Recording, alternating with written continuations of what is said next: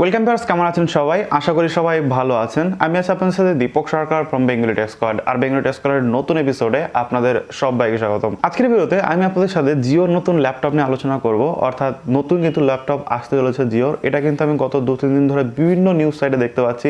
আপনি যে কোনো পপুলার নিউজ সাইটে চলে যান, তাহলে কিন্তু আপনি দেখতে পাবেন যে জিওর নতুন জিও বুক আসছে। তো কি এই ল্যাপটপ, কি স্পেসিফিকেশন থাকবে এবং কি থাকবে, কি রয়েছে, বা বর্তমানে এই অবধি কত কিছু হয়েছে, সমস্ত কিছু আপনার সাথে আলোচনা করবো। সো দেখতে থাকুন সম্পূর্ণ ভিডিও। আর ভিডিও শুরু করার আগে আপনাদের কাছে একটা ছোট্ট রিকোয়েস্ট, আমার চ্যানেলে যদি আপনি নতুন হয়ে থাকেন, প্লিজ একটু কষ্ট করে সাবস্ক্রাইব করবেন এবং পাশে থাকা বেল আইকনটিতে ক্লিক করে দেবেন। তাহলে যেটা হবে, আমি যখনই কোনো নতুন ভিডিও নিয়ে আসবো সবার আগে দেখতে পারবেন এবং কোনো ভিডিও আপনার মিস হবে না। গত মার্চ মাসে এক্সডিএ ডেভেলপার্স কিন্তু অলরেডি ঘোষণা করেছিল যে জিও কিন্তু জিও বুক নামে একটা স্বল্প মূল্যের ল্যাপটপ বাজারে নিয়ে আসতে চলেছে, এবং যেটার দাম কিন্তু অন্যান্য ল্যাপটপের থেকে অনেক কমে হবে। এবং নর্মালি ল্যাপটপটা তাদের ডেডিকেট করা হবে যারা নর্মালি এখন বর্তমান সময়ে কিন্তু ওয়ার্ক ফ্রম হোম করছে বা স্টুডেন্ট রয়েছে, স্টুডেন্ট লাইফে তাদের পড়াশোনার জন্য দরকার পড়ছে, কিন্তু হয়তো অত টাকা নেই তাদের কাছে, খুব স্বল্প মূল্যের একটা ল্যাপটপ চাইছে। সেক্ষেত্রে কিন্তু তাদের জন্য নর্মালি এই ল্যাপটপটা বানানো হচ্ছে, যাতে সবাই একটা করে ল্যাপটপ কিনতে পারে, বা বলতে পারেন যে ঘরে ঘরে যাতে ল্যাপটপ থাকতে পারে।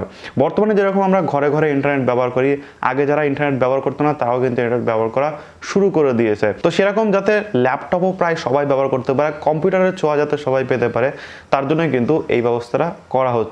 গত 11 নভেম্বর গিকবেঞ্চে কিন্তু এর একটা নতুন লিস্টিং দেখা গেছে এবং একটা মডেল নাম্বারও নতুন দেখা গেছে, এবং মনে করা হচ্ছে এইটাই কিন্তু জিও বুক হতে চলেছে। মডেল নাম্বারটা আমি আপনাদের একটু বলে দিই, NB1112MM। এটা অ্যাকচুয়ালি আপনারা এই নামে পাবেন না, এর একটা আলাদা নাম হবে, কিন্তু এটা হচ্ছে আপনার টেকনিক্যাল নেম ভেতরের কাজের জন্য। এটা আপনার মানে বাইরের শুধুমাত্র জিও বুক নামে হয়তো আপনারা দেখতে পাবেন, এই নাম্বার নিয়ে আপনাদের কোনো কাজ নেই। এবং যে প্রসেসরটা ব্যবহার করা হচ্ছে, বলা হচ্ছে যে মিডিয়াটেকের MT8788 প্রসেসর হবে, এবং র্যাম রয়েছে 2GB।